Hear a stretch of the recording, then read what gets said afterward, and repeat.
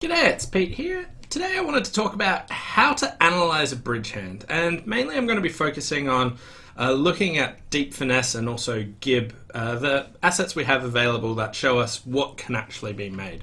So let's jump in and have an actual look at what can be done.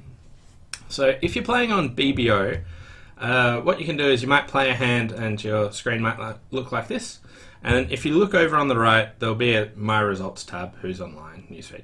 If you want to analyze hands, you want to click on My Results. So what we need to do from here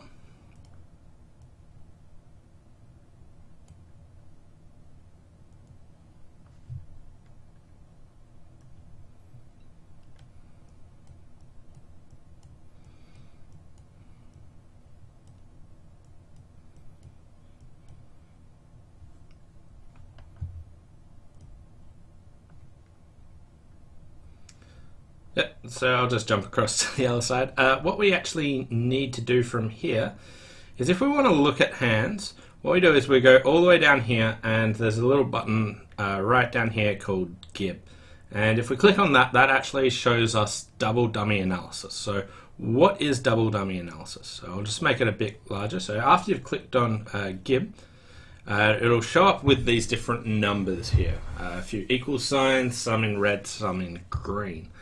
So double dummy analysis is when a computer runs the data and looks at every combination and assumes that if you knew where all the cards were and played perfectly with that knowledge, what is the different results on playing different cards? So the equals here, so if they play the 9 of spades or the 2 of spades, I'll make my contract. So equals means I will make my contract, which was 4 spades on this hand. If they return a heart, I'll go 2 down because it's in red. If they return the ace of clubs, then I go 1 down. So if you go back to the other screen and just see below there, so next to Gib there's some other buttons here. One of them says next trick, and that's what I'm just going to be clicking on. So if you click next trick, it'll play the ace of clubs.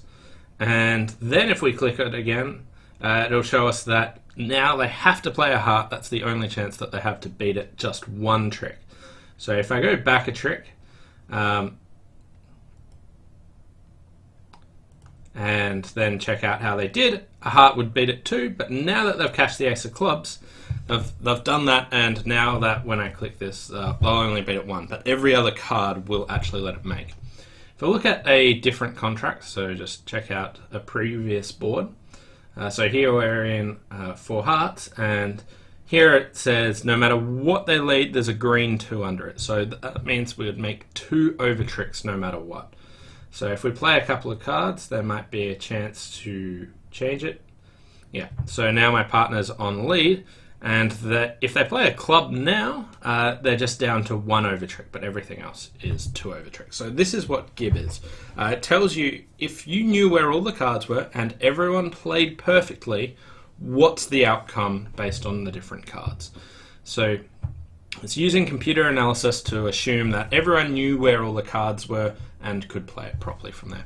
Now there are a few downsides to this, which is basically when you play bridge, you don't know where all the cards are.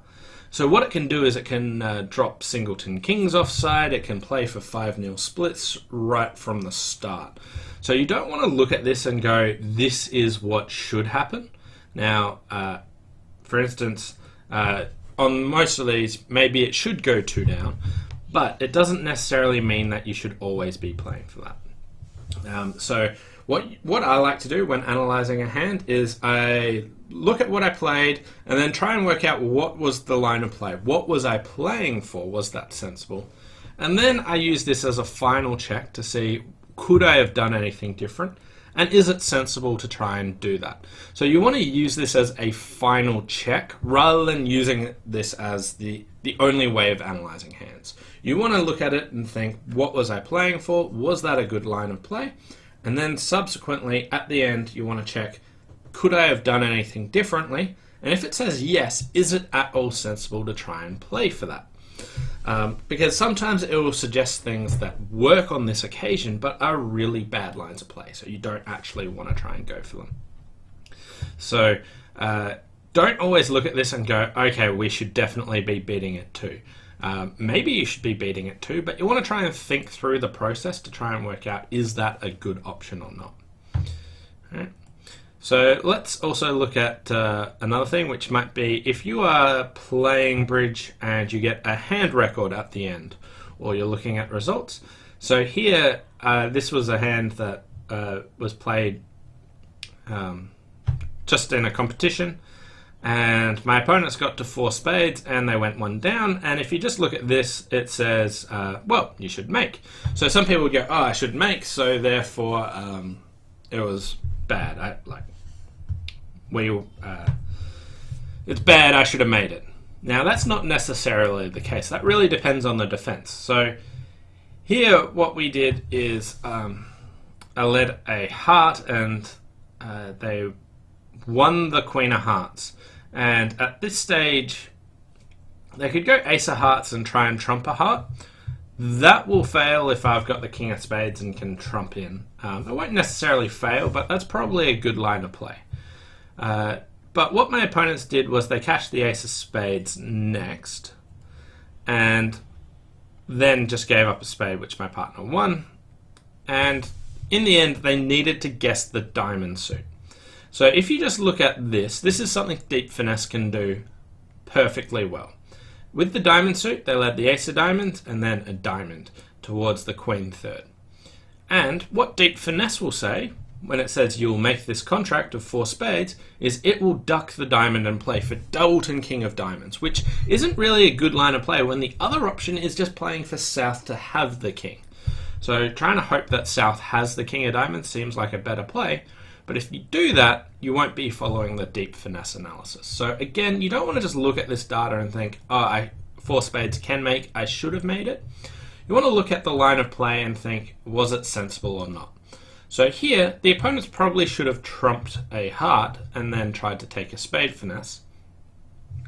But if you just look at what they tried to do in diamonds, their line in diamonds was quite sensible. They played ace of diamonds, diamond towards the queen, and that failed to the Doubleton king, whereas Deep Finesse would know that you just want to play ace of diamonds, duck a diamond, which isn't what you should actually be trying for.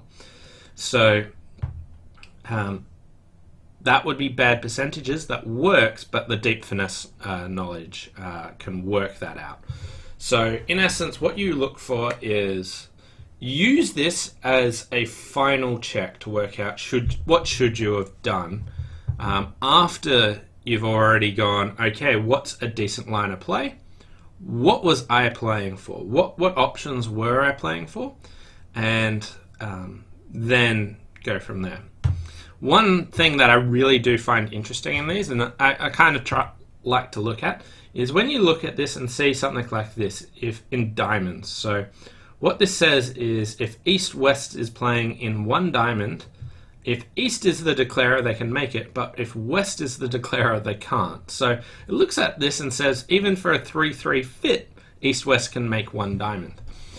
So when I see a discrepancy between East and West, I find it really interesting to try and work out what was the lead that will actually beat this. So here, East can make 1 diamond, West can't, so North can find the killing lead, which looks to me like maybe a low club, because it means that there's a difference on the lead, and you have to work out what can be led through that actually makes sense here. And a spade lead, they can take a finesse. Heart, they can take a finesse. Diamond, they can't lead away from the king of diamonds effectively. So therefore, it's a low club, which makes it so that you can attack clubs without setting them up. So trying to look for the differences here between East and West, or North and South, is quite useful. So again, just with hand records, what they do, this number here says what is the maximum number of tricks that can be made if you knew where all the cards were. So North-South can make 1 club. East-West can make 4 spades or 4 no trumps. So that's the maximum that they can actually make. East-West can also make 1 heart. And East can make 1 diamond. So again, useful just to try and look at the lead thing. I find that a good challenge. Try and puzzle out what's the effective lead and why. So yeah, that's sort of how I like to analyze hands when using this data as well. Don't just use it and go, for no trump can be made, tick, okay, we did good or bad. Don't use that as the final check to say I did good or I did badly. You want to look at the hand, think about how you played it, think of what line of play you're playing for, and then check against deep finesse and see why they make more tricks or fewer tricks. And if it's because of really bad breaks that you didn't discover about, then it's not something you should worry about. But if things other than that, maybe you missed a good line of play or missed information. But it's useful as a final check rather than a this is what should actually be made. So quick recap, if you look at using BBO, the gib button is down here, and you can do that after you open My Results on this tab over here. If you want to scan through tricks down there, there's some little arrows you can click. Once you do that, if you open up Gib, it'll give you red means how many under tricks there are, 1 or 2, equals signs means they're making. If they're green, they're talking about over tricks based on which card is actually played. If you're looking at a hand record, what this says is it doesn't mention what the cards are, and it won't give you play-by-play, but it says from the start, if everyone knew every card and played perfectly from there, these are the contracts that could be made. East-West can make 4 no trumps, 4 spades, 1 heart. East can make 1 diamond, and North-South can make 1 club. So these are what those numbers actually mean. Anyway, thanks for watching. Hope you enjoyed this lesson on how to analyze bridge hands using Gib and double dummy deep finesse. Thanks for watching, and I'll see you next time. Bye for now.